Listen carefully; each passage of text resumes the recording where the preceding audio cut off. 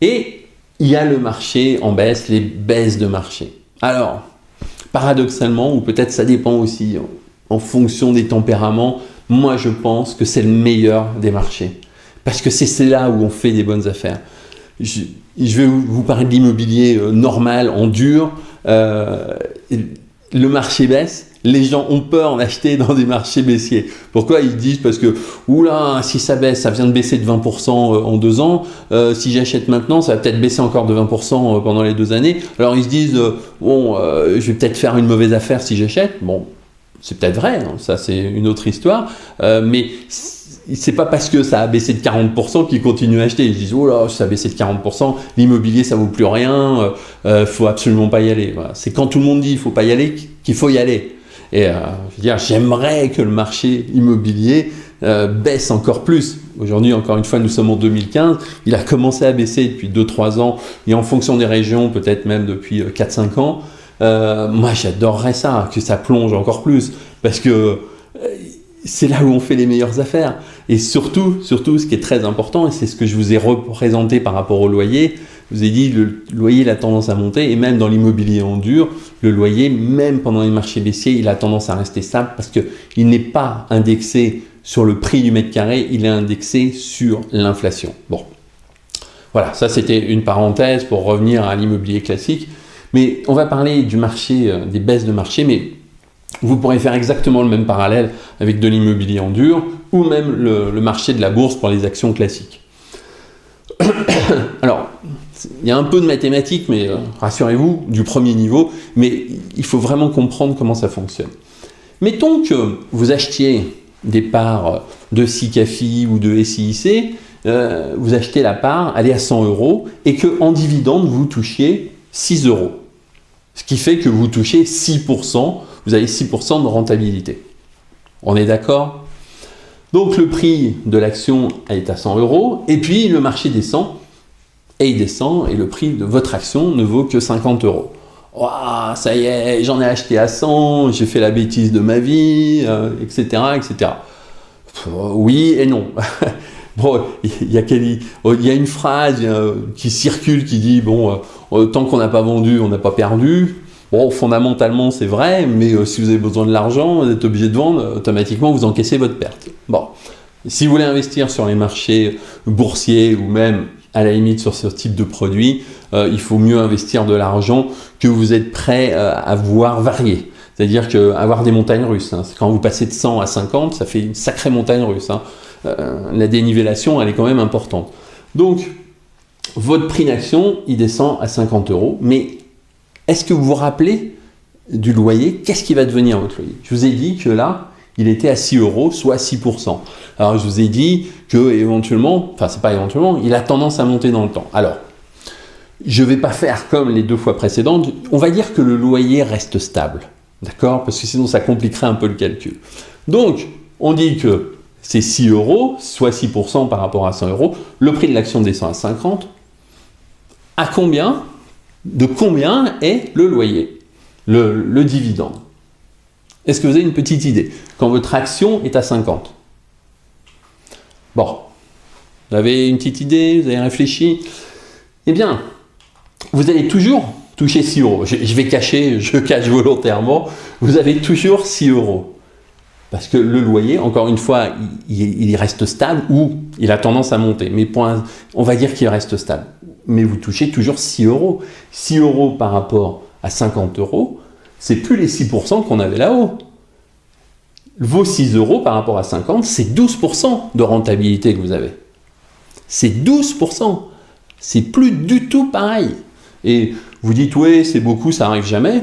Détrompez-vous. Moi, je vous montrerai dans une autre vidéo des parts de SICAFI que j'ai achetées.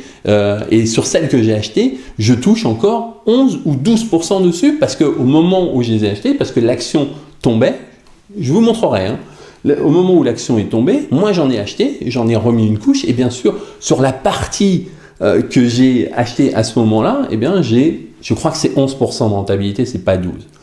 Bon, j'espère que vous me ferez grâce du pourcent de différence. Et donc, j'en ai acheté, et toutes les parts que j'ai achetées à ce montant-là, eh bien, j'ai 12% de rentabilité. Parce qu'il est évident que si vous avez acheté à 100, votre rentabilité, elle est toujours de 6 €, mais votre prix de part est de 50 €. Ouais, ça s'est cassé la gueule, j'aurais jamais dû le faire. Oui, mais c'est comme ça. Quand vous achetez un appartement, si le marché y baisse, le marché y baisse. Et si le marché a été divisé par 2, et ne croyez pas que ça puisse pas arriver, moi j'ai passé la cinquantaine depuis quelques années déjà, j'ai vécu le marché immobilier du début des années 90, la crise de 90, avec la guerre du Golfe, entre 1991, quand l'Irak a envahi le Koweït, ça a été l'élément déclencheur de la baisse des prix de l'immobilier en France. On ne sait pas pourquoi, mais il fallait un élément déclencheur, ça a été celui-là. Et l'immobilier, tenez-vous bien, à Paris, entre 91 et 97, a baissé pratiquement de 40 à 50%. Donc, ne croyez pas que ça ne puisse pas arriver. Ne croyez pas que ça ne puisse pas arriver. Donc, vos actions, celles que vous avez achetées à 100, vous avez 6 € de rentabilité, 6% de rentabilité. Même si elles descendent ici, vous aurez toujours vos 6 €, mais vous n'aurez pas vos 12% parce que vous avez payé 100. Mais vous aurez 12% si vous rachetez des parts à 50%, à 50 €, pardon. Et voilà, c'est ce qui se passe, c'est obligatoire. Ouais, vous allez me dire, ouais, mais moi, j'ai mal, quoi. Quand je vois que je les ai payés 100, aujourd'hui j'ai 50, vous me dites d'acheter, moi j'ai la trouille d'acheter. Bah ouais, je comprends. Je peux pas vous dire autre chose, je vous comprends. Mais moi, je vais vous dire aussi autre chose, c'est que si vous voulez gagner de l'argent, que ce soit dans les marchés immobiliers, que ce soit sur la bourse, que ce soit sur ce type de marché, les foncières, vous gagnez de l'argent quand ça baisse. Vous gagnez de l'argent quand ça baisse. Puisque vous avez compris aussi que mathématiquement, votre rendement, comme en valeur absolue, la valeur que vous touchez reste relativement identique. À partir du moment où le prix de part descend, vous augmentez votre rendement. Le rendement, c'est ni plus ni moins que le rapport de ce que vous touchez par rapport au prix payé. Donc 6 divisé par 50, ça fait 12%. 6 divisé par 100, ça fait 6%. Donc c'est à ces moments-là qu'il faut acheter. Bon, vous allez me dire, ouais, mais il faut avoir le courage de le faire. Ouais, c'est vrai. Mais j'avais participé à un séminaire il y a quelques années, il y a plus de 10 ans maintenant, sur un séminaire sur la bourse. Et le gars, il me disait, le trader, il me disait, vous savez, on achète, la première fois, on a peur. C'est comme l'exorciste. Voilà, je me rappelle de la phrase qu'il avait pris. Quand vous voyez le film de l'exorciste, la première fois, vous avez peur. Vous voyez une deuxième fois, vous avez un peu moins peur. Mais au bout de la 15e fois, vous n'avez plus peur du tout. Donc aujourd'hui, moi, un produit qui baisse comme ça de 20%, j'y vais. Et d'ailleurs, je vous montrerai les stratégies que vous avez intérêt à utiliser. Il faut y aller quand ça baisse. C'est là où vous gagnez de l'argent. Je veux dire, quand vous achetez un bien immobilier, que le prix au mètre carré était divisé par 2, c'était à 5 000 € et vous pouvez le payer aujourd'hui 2 500, vous savez que vous avez une meilleure rentabilité, que vous faites une meilleure affaire parce que potentiellement, j'ai dit uniquement potentiellement, j'ai pas dit que ça allait obligatoirement arriver, mais si on a déjà connu un prix à 5 000, de 2 500, vous pourrez repasser à 5 000, ce qui fait 100% de plus-value. C'est là où on gagne de l'argent. C'est pas en achetant à 5 000 parce que c'est monté pendant 10 ans et plus c'est monté, plus vous avez de chance d'être vers le point haut, de redescendre. Bon, je sais pas si vous m'avez suivi, repassez la vidéo et n'hésitez pas, mais ce sont des points vraiment très importants. Donc je vais revenir à notre marché en baisse. Vous avez acheté à 100, vous avez 6% de rentabilité. Le marché tombe. Hélas, le prix de l'action est à 50, mais vous avez 6%, vous avez toujours 6 € de dividendes, mais votre rentabilité est à 12%. Il faut retourner, il faut en racheter ici. Pourquoi ? Parce qu'à un moment, le marché, il va remonter. Alors, bien sûr, là, je vous ai fait remonter la flèche plus haut qu'elle n'avait démarré, mais alors ça montera à 120, 130, 140, 150, je n'en sais strictement rien, en considérant qu'on est parti de 100. Mais ce qui est très important, c'est que, bien sûr, vous prenez une plus-value, mais votre rendement, pour les parts que vous avez achetées à ce moment-là, si votre rendement est toujours de 6%, de 6 € par action, vous aurez toujours 12% sur celles que vous aurez achetées à 50 € et vous aurez 6% sur celles que vous avez achetées à 100 €.